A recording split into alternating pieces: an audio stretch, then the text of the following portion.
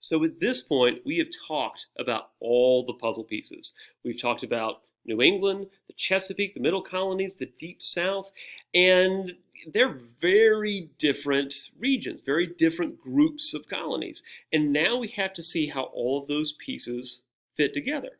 And they do have to fit together because, not to spoil the story for you guys, but eventually these colonies might come together in around the year 1776 and decide to do something drastic, like maybe fight a war for independence against Great Britain.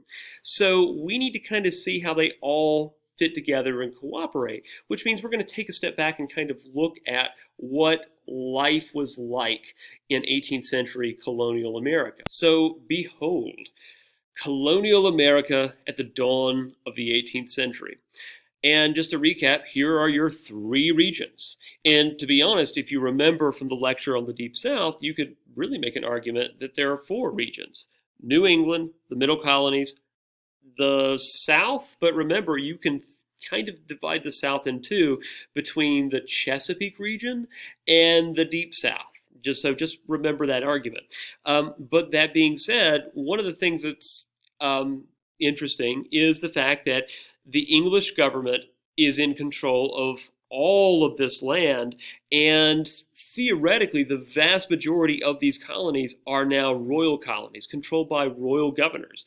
The old joint stock companies have, for the most part, been bought out or bailed out, and so most of these colonies now have royal governors. So you see the expansion of English control.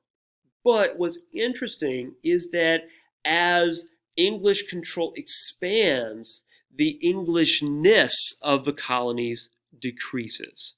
So, for example, if you're looking at English immigration in the 18th century, only about 80,000 people immigrate between the years 1700 to 1755, as compared to 350,000 immigrants who immigrate from England between the years 1607 to 1700. And by the way, normally I use the term England and Great Britain interchangeably. I shouldn't, but I sometimes do. But when I mean England, I really do mean England. It's the southern part of the island of Britain. So English immigrants start declining in number, or let's say the number of English immigrants crossing over during the 18th century starts to decline.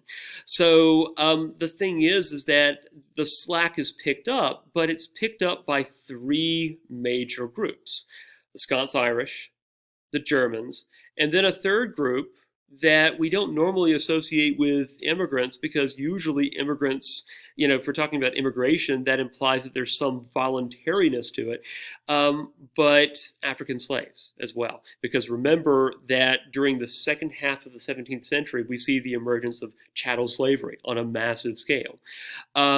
So what's going to happen is that even though English control is going to kind of be solidified during this time period, the colonies themselves become much more diverse, diverse culturally and socially, as well as economically. That being said, the political relationship between these colonies and England is becoming a lot more complicated. So on the one hand, all of these colonies are in some respects dependent upon England, either as a marketplace or for military protection. Military protection specifically from the ultimate boogeyman, the French Empire, which is surrounded most of 18th century colonial America, right? So the relationship between England and its colonies is becoming complicated, but one of the patterns you're also going to see is that during this time period, the colonies kind of branch out and also form kind of their own independent identity. One of the things that people either love or hate about U.S. history is the fact that the first part, especially if you're looking at 17th century colonial history, is more like the history of small towns. I mean, when we're learning about the history of Jamestown or Plymouth, I mean, it's like learning the history of small towns that are actually smaller than Meisenheimer or New London or any of the other microscopically small towns around Greystone. So some people really like that, the sort of the small town feel of that history, the fact that you're learning more about individuals than you are about, let's say demographic groups. But at the same time, if you enjoy the big picture perspective of history, early American history might feel just a tad myopic, which means that you're really hyper focusing on details that might not seem important to you. So if you like seeing the big picture, it's around this time period that colonial America enters into the big picture because the population grows exponentially. And you can kind of see that in this chart. So one of the things you kind of see, by the way, is that the population is just kind of chugging along in the early 17th century. But then around the year 1700, we see the relationship and the graph change. By the way, you in the back there, the person who is giving me the 1,000-yard stare because it's starting to sound like slope and Cartesian coordinate planes. Don't worry, you don't necessarily have to do, actually not even don't necessarily, you don't have to do math in this course really, but you do need to understand what a chart actually says. So you can see the relationship in the lines start to change, where suddenly around the year 1700, something magical happens and the population grows exponentially. So in the year 1700, there were only about 250,000 colonists in colonial America. By 1750, that number quintuples. It's a fancy word. In other words, there are around 1,250,000 people in the American colonies. So what this means is that, by the year 1770, the population of colonial America grows to about 2 million people. And in contrast, England, which was apparently overcrowded in the 1600s, only has a population of about 7 million people. And one of the things you're going to see during this course, up until about the early 20th century, the population of the United States doubles like clockwork every 20 years. Which is just kind of extraordinary to think about, actually. But that means that you have this constant growth in population, but also in economic growth as well. But there are some problems along with that. I mean, we already talked about the fact that, with Bacon's Rebellion, there is this like inexhaustible demand for more and more land. Well, what's this going to do to it? And the answer, of course, is that it's going to encourage more and more people to move out and settle in the West. So let's take a look here, by the way.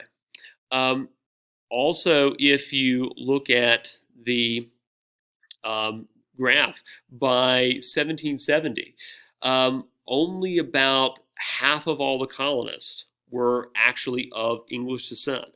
To be honest, that's less significant than you might think it is, but still, I mean, just the fact that if you look at England's colonies, only about half of the people living in England's colonies were actually of English descent. And roughly 20% by the year 1770 were of African descent, the overwhelming majority of them being slaves.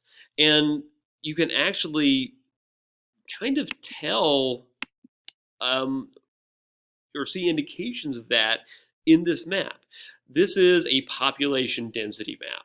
And if you haven't already figured this out, one of the things that is different about an AP history course from, say, a regular history course is that we are less interested as teachers in you defining a term or telling me who somebody is. There's just kind of the assumption that you already know that, for better or for worse. Instead, you have to take historical evidence, analyze it, and draw some conclusions. So one of the things you kind of see is that the darker the color, I don't know what that is, lavender, the more people you have per square mile. If you notice, there is kind of this difference between, say, the southern colonies and the northern colonies. That, let's say, the population density of the South isn't as high. There aren't as many people per square mile. So at this point, I want you to think about why that is and pause the video. I'm not going to ask you to turn anything in, but just come up with an explanation for why that would be the case, and then we'll talk about it.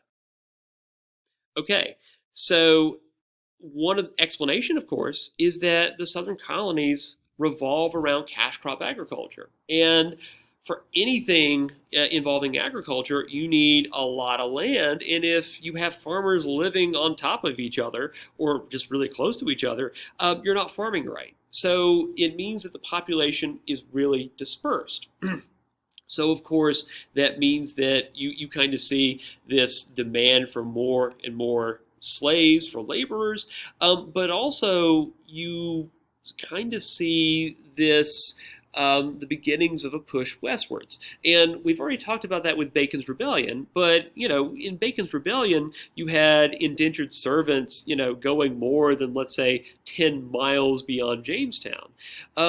So this process of moving westwards has a special name in this course, and probably some of you have already heard of it.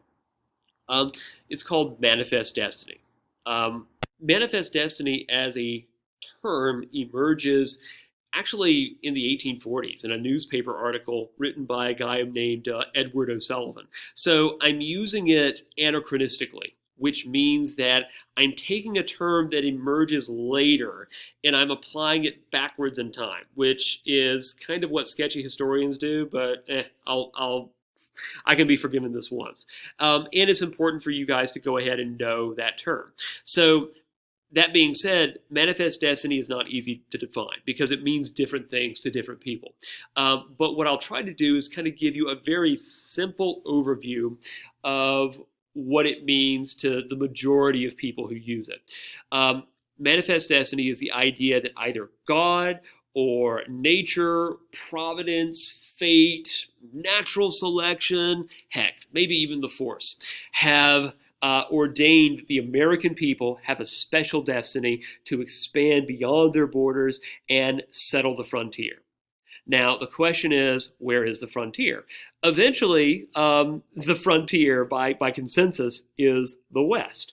But at least originally, that wasn't necessarily the case. Manifest destiny and settling the frontier was omnidirectional. We'll talk about the fact that during the War of 1812, there was this push to actually, let's say, expand the borders of the United States into Canada. Obviously, manifest destiny has a southern dimension as well with the Mexican-American War. So it's not exclusively about the West, but it's mostly about the West. And from a European perspective, the story of American history is just one big tale of westwards expansion. You're moving west across the Atlantic. Then when things get crowded in Jamestown, you move west and try to settle maybe a few miles beyond the city itself. And then before you know it, you're in California, I guess. But one thing to keep in mind is that manifest destiny always has costs. And of course, the Native Americans principally bear those costs because even though many Americans believe that this is all open land ripe for the taking, the fact is that the vast majority of the land in the West has already been settled, especially, by the way, close to the eastern seaboard of the United States. So we're already beginning to see that, but going back to the economy of colonial America, in general, standards of living were quite high. because once you had, let's say the stabilization of mortality rates, most people got plenty of food to eat. Most people had a realistic opportunity of eventually getting land, partially because land was still very, very cheap. Land was cheap, but labor was very expensive. Um, and in general, standards of living improved. We'll go over a few exceptions where we do begin to see the emergence of poverty in certain urban areas. But in general, standards of living were fairly high in the American colonies. But even still, those living standards varied significantly um, based upon what region you're talking about.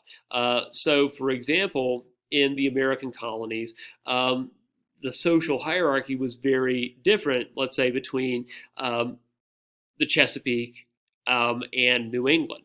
But on average, what we can say is that the American colonies had a more, let's say, egalitarian class structure.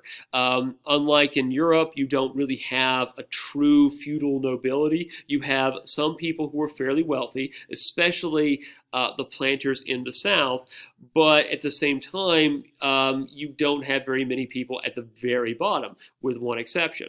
And that exception, of course, would be chattel slaves. But even indentured servants still enjoyed let's say, better treatment, better standards of living than their indentured servant counterparts living in Europe for the most part. So let's talk about New England right quick. I'm not going to spend too much time on any specific colonial group. Here's a hint. I've uploaded the PowerPoint to the Google Drive folder.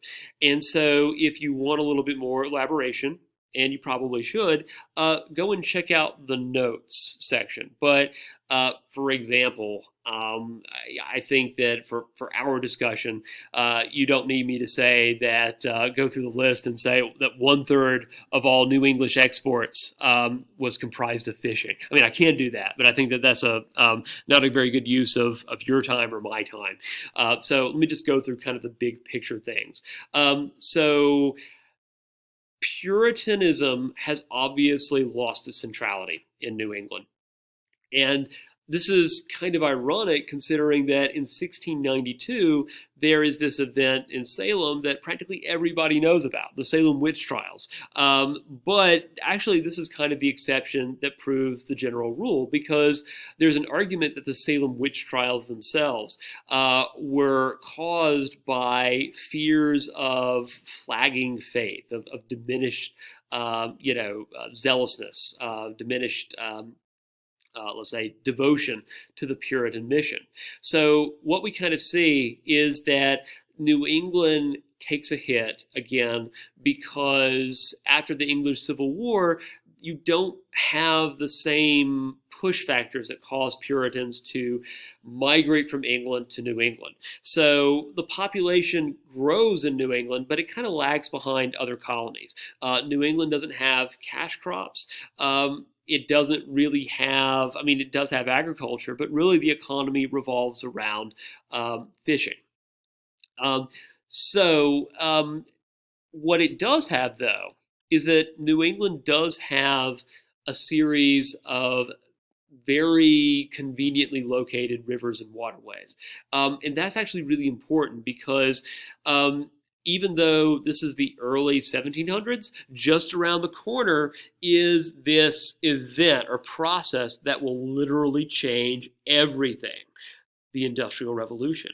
And many of the early factories and manufacturing centers were concentrated in New England because most of these early factories were powered by water wheels. In fact, I'll just go ahead and spoil it, the first factory in the United States was constructed in Rhode Island by a British immigrant by the name of Samuel Slater.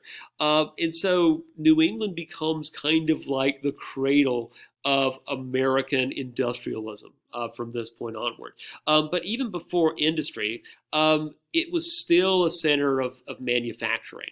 Again, the Puritans were an industrious bunch, and even though Puritanism has kind of lost its appeal, there's still this idea of demonstrating your salvation through good works. So the New English colonies become the center of manufacturing in the American colonies. If you are a people person and enjoy learning more about individuals than, let's say, big regions on a map, what I've tried to do is I've tried to find individuals that are good representations of their region, and it also gives me the opportunity to introduce some important characters that you will be learning much more about later on. So let's talk about the mascot for New England. Our first vice president and our second president, John Adams, which is kind of amazing because we are already introducing some of the characters that will play decisive roles in the American Revolution. But John Adams is actually a pretty good representation of what New England is as a region. John Adams was somebody who was, provided for his family through subsistence farming, but he was fantastically well educated. Was a serious scholar, graduated from Harvard, and even at that point, that was still really impressive, and had the reputation of being one of, if not the best, trial lawyers in Boston. And that being said, John Adams actually isn't a Puritan. He's actually a Unitarian, but what's kind of amazing is that even changes in religion can't quite kill Puritanism because he has a very Puritan outlook. He's very frugal. He's not really somebody who looks favorably on wasted effort, idle time, much, by the way, to his children's dismay. And so he sort of has this very Puritan outlook, even though he's not Puritan himself. By the way, this is not the last time we'll hear about John Adams. Now, the Middle Colonies. The Middle Colonies were the colonies that basically grew the most during the 18th century. And again, you already kind of know what we're talking about here. Pennsylvania, New Jersey, New York, Delaware. And again, they're growing much faster than New England because of the climate and also because the Middle Colonies offer the best opportunity for small independent farmers. So if you wanted to simply get your own land and farm for subsistence purposes, Pennsylvania especially was kind of like the ideal location to do that. Again, remember that at first Pennsylvania was settled by English Quakers. During the early 18th century, though, they started to be replaced by immigrants from Germany, mostly. Germany and the Scots-Irish, and we'll talk about both of those groups separately, actually. So starting in the early 18th century, you start to see large numbers of German immigrants move to the Middle Colonies. For a variety of reasons. Many are trying to escape religious persecution, but also Germany is a geographic region. It's not a state yet. Germany itself is made up of a bunch of really small principalities and states, and it's just a hot mess. In fact, it's such a hot mess that it can't defend itself. And so Germany has basically become practically like this arena for all the European powers to come and settle their differences in. So if there's a war between, let's say, France and Austria. They're not going to fight it in France or Austria. They're going to fight it in Germany, which I guess it means that Germany is kind of used as like a storage center for war. So what that means is that if you are a German living kind of between these really large and very powerful European states, well, it means that as these European armies are coming through, you might lose your farm, you might lose your home, and so many of the Germans are just trying to escape warfare. Other Germans, however, are trying to escape being drafted.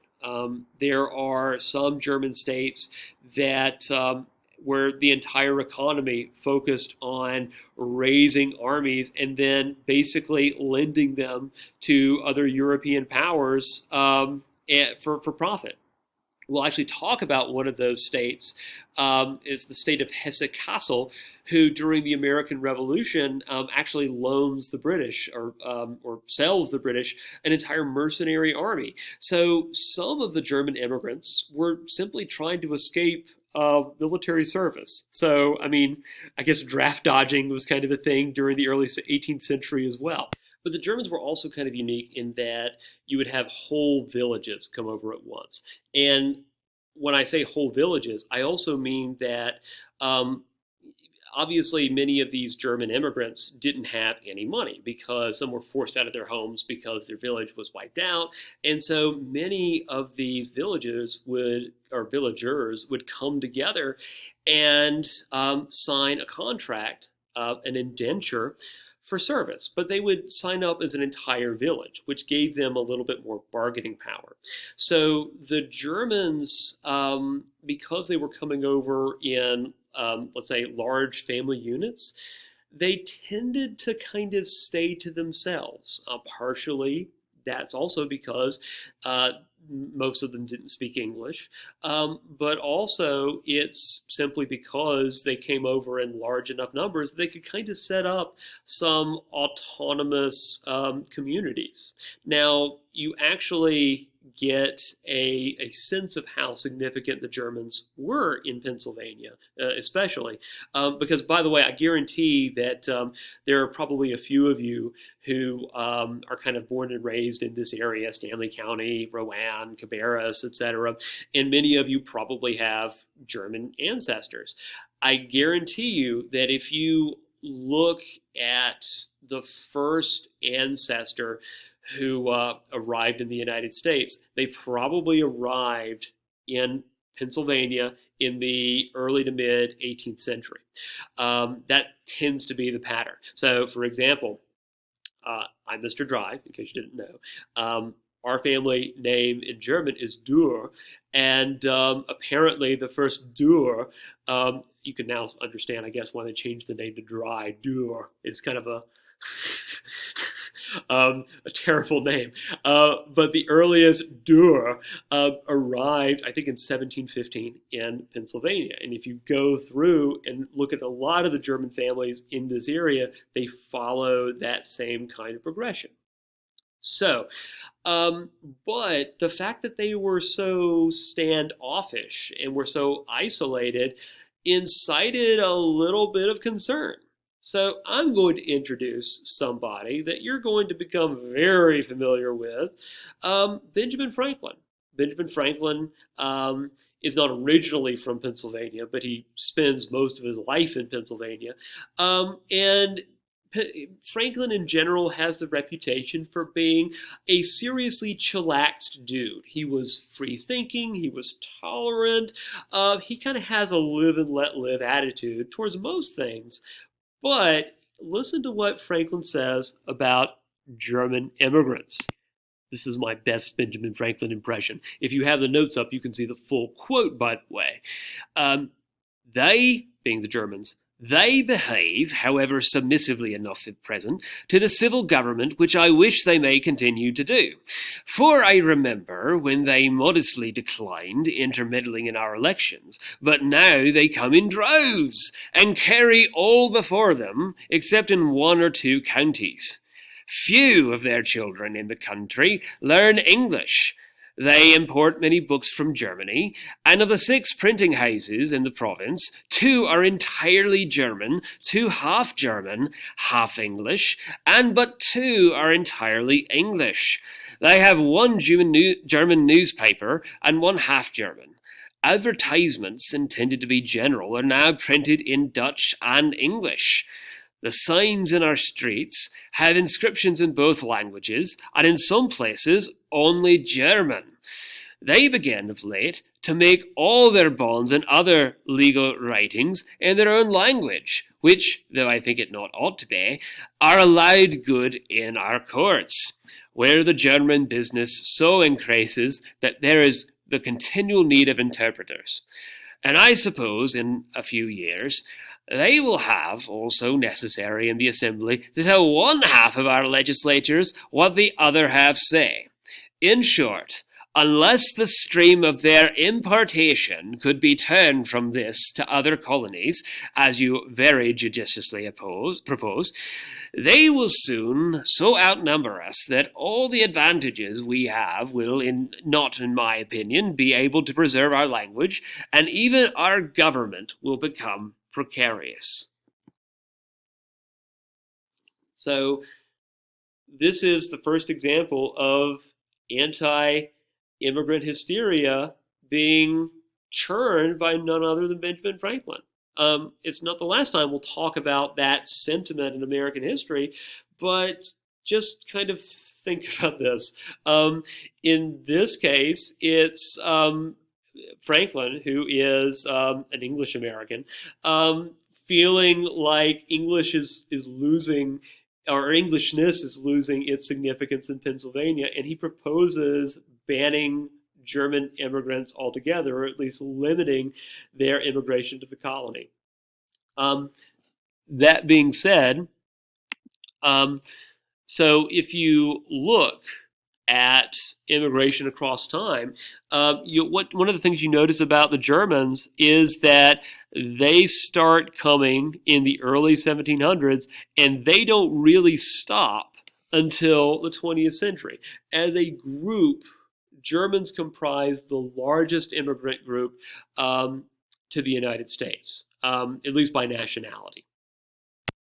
So Germans start immigrating in and around the late 1600s and early 1700s. And again, they don't really stop until the 20th century. That being said, their motivations for immigrating change as time goes on. In the early 18th century, they're primarily trying to escape poverty. During the 19th century, so during the 1800s, they're mostly trying to escape political persecution.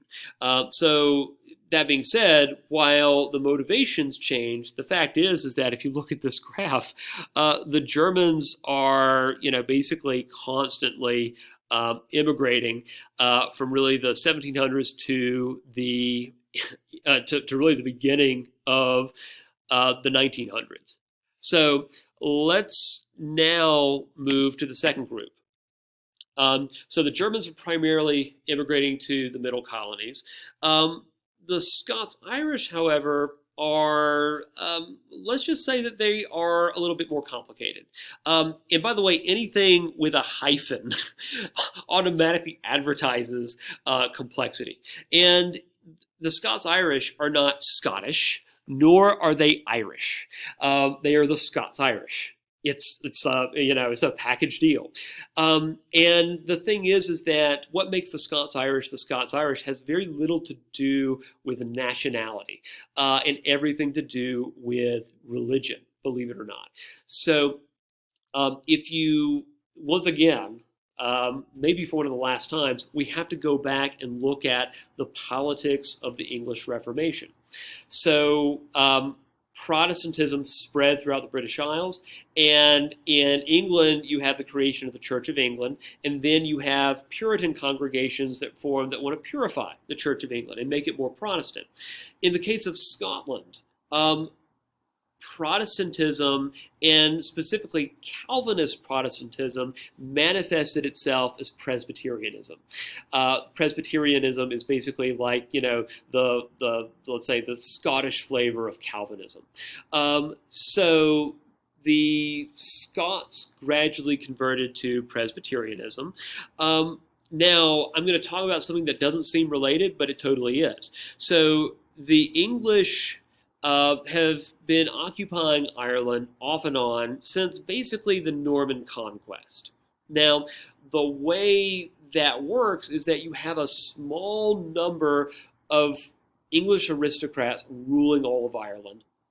Um, and basically, you can almost kind of think of Ireland as a segregated society. The English aristocracy keep to themselves, and the Irish, basically the native-born Irish, are forced to kind of keep to themselves as well. If you've ever heard the expression "beyond the pale," this goes beyond the pale. In other words, this goes beyond, what is reasonable or what is proper. Going beyond the pale is a reflection of how segregated Irish society was. So, for example, the capital of Ireland, Dublin, was only accessible by the English aristocracy. The native-born Irish had to actually keep away from the center of Dublin. And that center was called the Pale. So an Irish person who basically intrudes on the English center of Dublin is going beyond the Pale. And of course, though the difference between the English nobility and the Irish population is exacerbated by the English Reformation, because the English aristocracy adopt Protestantism, Anglicanism specifically, and part of Ireland's national identity, to a certain extent, is wrapped up in the Catholic Church and Catholic traditions. So now, after the early 1500s, the English are ruling a country that is not only different, where the majority of the population has a different nationality than the ruling class, but also a different religion. And so this was a source of constant uprisings in Ireland.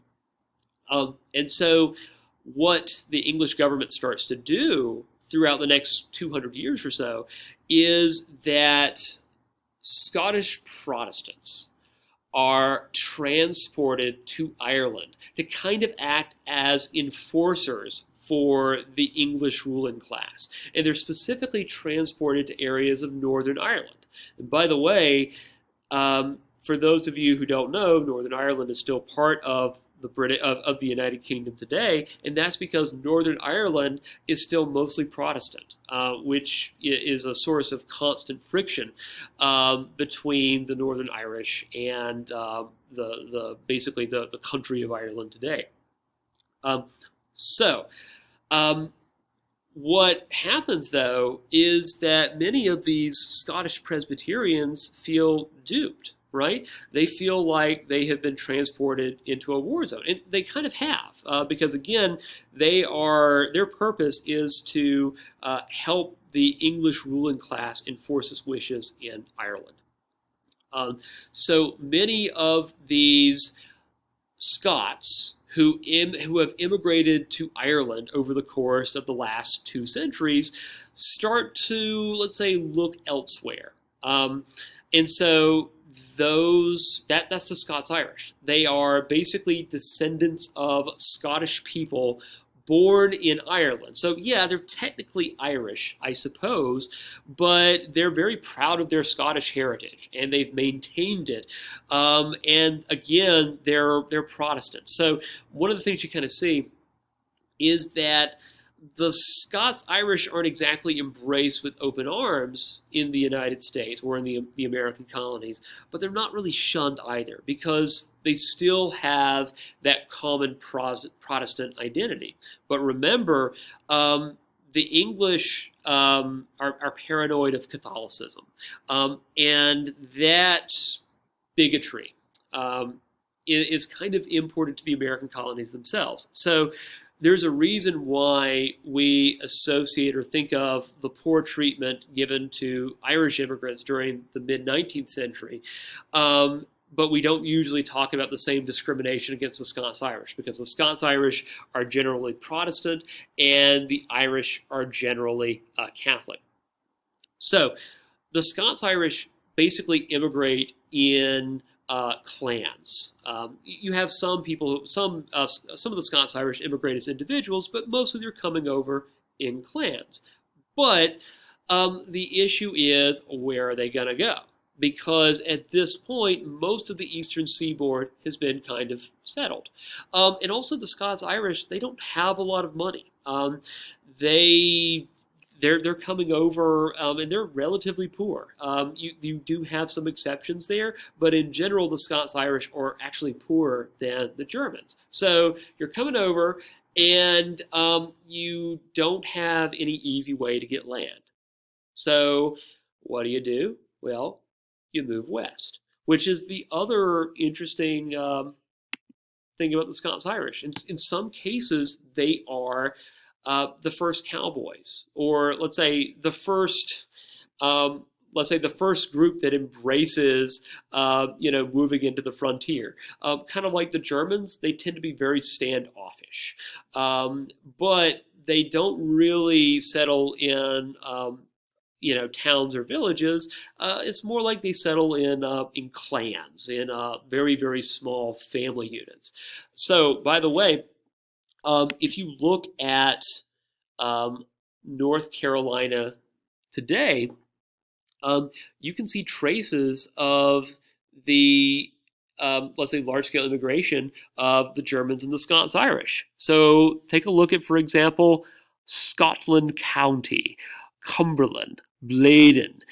These are at Moore. I mean, the Montgomery. These are very Scottish names, by the way. So you can kind of detect, let's say, you can kind of get traces of this immigrant history based upon names. On the other hand, for the Germans, you have names like Mecklenburg County, Mecklenburg being a city in northern Germany on the coast of the Baltic Sea. And you also have a lot of other German place names. By the way, if you travel around this area, so Stanley, Rowan, Cabarrus counties, you're going to find a lot of Lutheran churches and Presbyterian churches, many of them being founded around this time period, in the middle of the 18th century. So AP US history isn't really a course about local history, but this is where the history of the United States also intersects with local history, because in this immigration wave, we also have the story of how this area was more or less settled.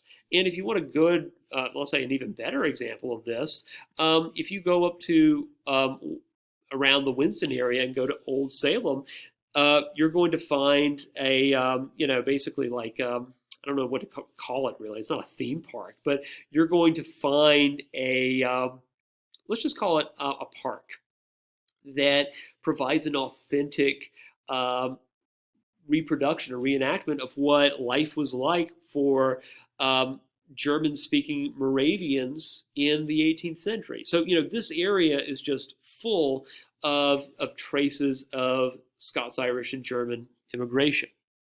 So I do want to circle back around to the Scots-Irish right quick. One of the reasons why the Scots-Irish were selected to be kind of the enforcers or the bouncers of the British Empire in Ireland is because many of the Scottish clans developed reputations for having a very powerful warrior tradition and warrior culture. And that warrior culture, for at least for many of the Scots-Irish, they brought that warrior culture with them. And so what kind of happens is that the Scots-Irish also become, at least in their own minds, the guardians of the frontier. And they're not really settling in any particular state. They're settling all along the western frontier because, again, they kind of developed the reputation, rightly or wrongly, of not really getting along with or playing well with others. And to be honest, that's kind of a byproduct of something we'll talk about a little bit later, that in the coastal areas become a little bit more middle class, a little bit more wealthy, and the poor Scots-Irish, I mean, they're not usually openly discriminated against, but a lot of the, let's say the coastal elites, they kind of turn their nose up at the Scots-Irish. So what happens is that this sort of romantic idea of the Scots-Irish being the guardians of the frontier it does kind of have some, it does have some merit, because if you look at the Battle of Kings Mountain, by the way, which is a battle we'll talk about during the American Revolution, this is a battle fought mostly by the descendants of Scots-Irish immigrants. And what's amazing about that battle is that there is a British army that is encamped on a small mountain on the border between North and South Carolina. And apparently the Scots-Irish in the area take issue with that, and they just kind of send out a general announcement that everybody with a musket ride to Kings Mountain and try to kick some British butt. And you know what? They do. There's no, like, commander directing them.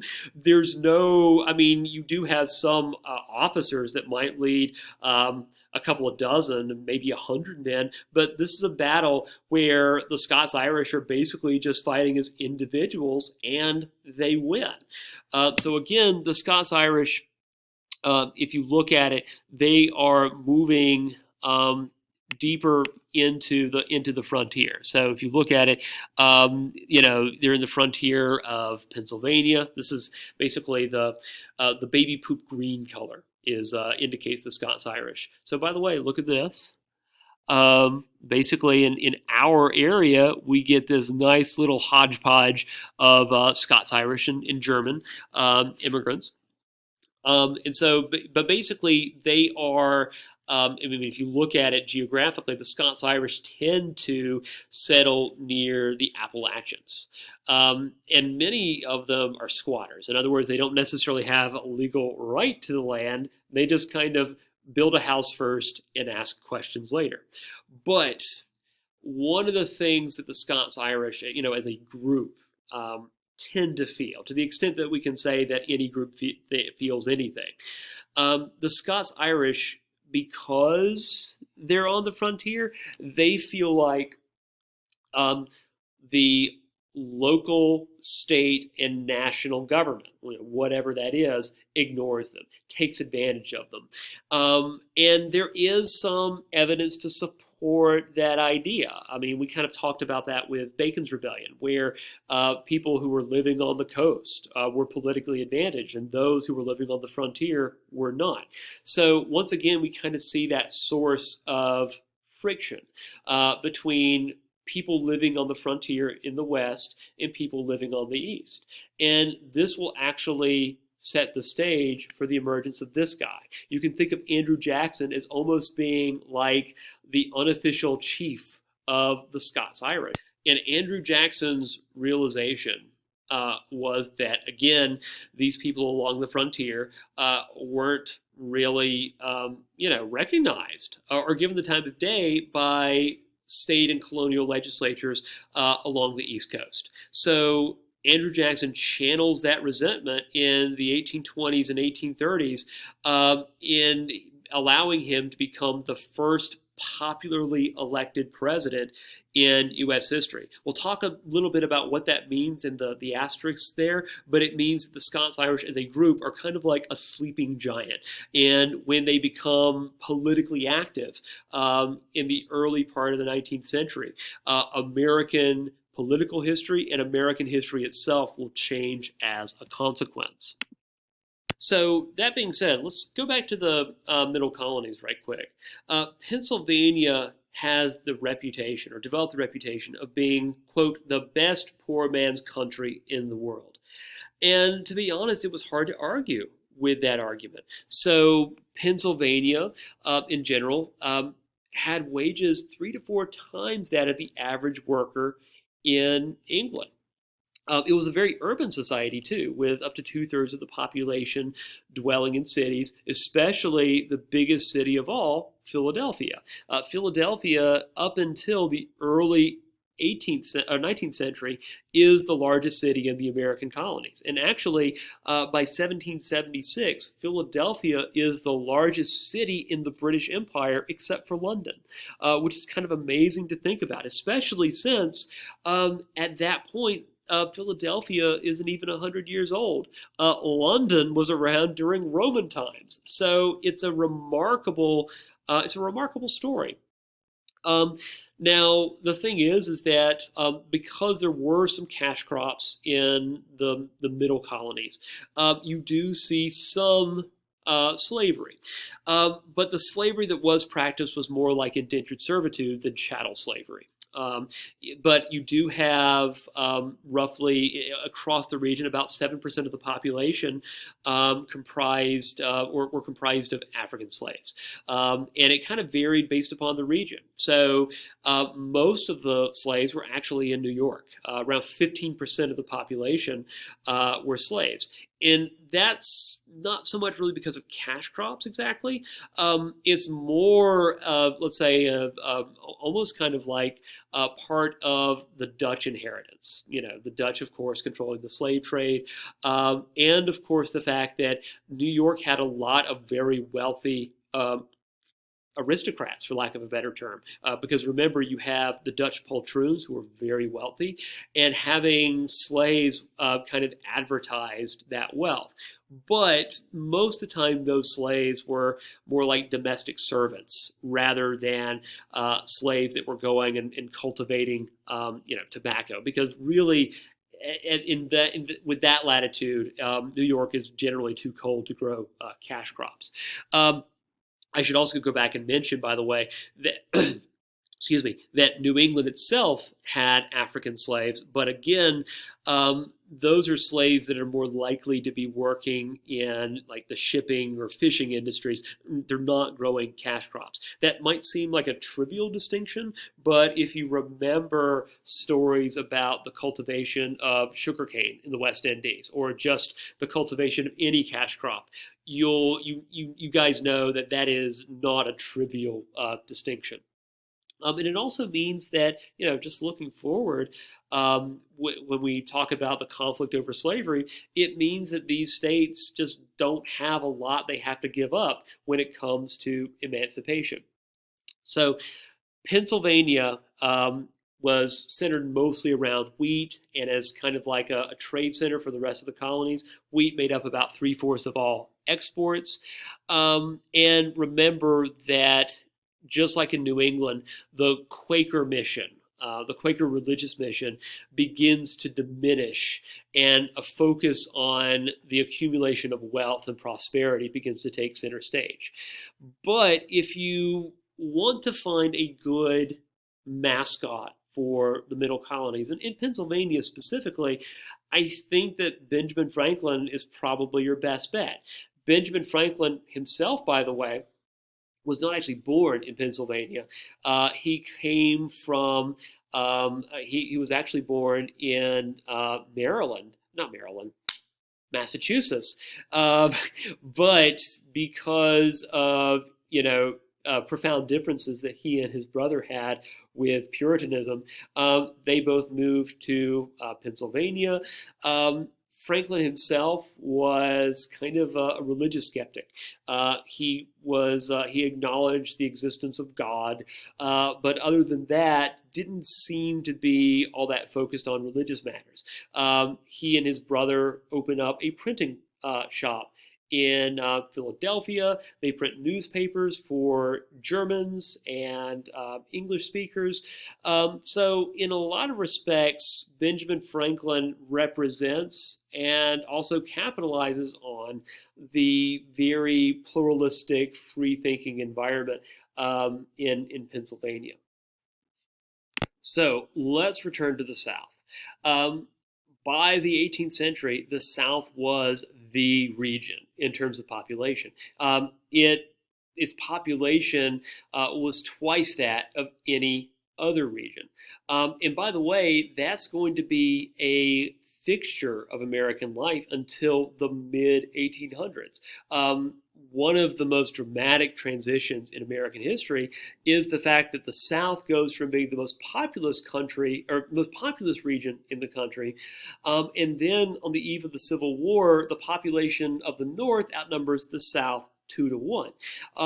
And we'll go over why that is. But for right now, the South is the most populous region, but as you've probably guessed, a lot of that population is, in fact, enslaved. In 1770, about 40% of the population of the South was enslaved. And depending upon the colony or state you're looking in, that number could actually be higher. South Carolina's population was majority enslaved. So the southern colonies were fairly diverse. I mean, obviously, there are some themes that are common to all the southern colonies, but obviously, the origin stories of all the southern colonies are, a little different. Maryland starts off as a Catholic refuge, and then when tobacco is discovered in the Chesapeake, the Catholic population is quickly outnumbered by Protestant indentured servants. The one real outlier here is the state of Georgia, where there's actually hostility to slavery because Georgia was kind of founded to be a safe haven for debtors. So, in other words, these are probably people who would have been indentured servants before Bacon's Rebellion, who are in prison because, they're broke, essentially. And an English general by the name of James Oglethorpe actually tries to settle some of these indentured servants around the state of Georgia. That being said, if there is anything that's, let's say, the story of the South over the last few decades, couple of generations, is the emergence of chattel slavery. In 1650, only 3% of Chesapeake society was enslaved. But then you just see this dramatic and exponential increase until, if you look at the population of South Carolina, for instance, about 60% of the population is enslaved.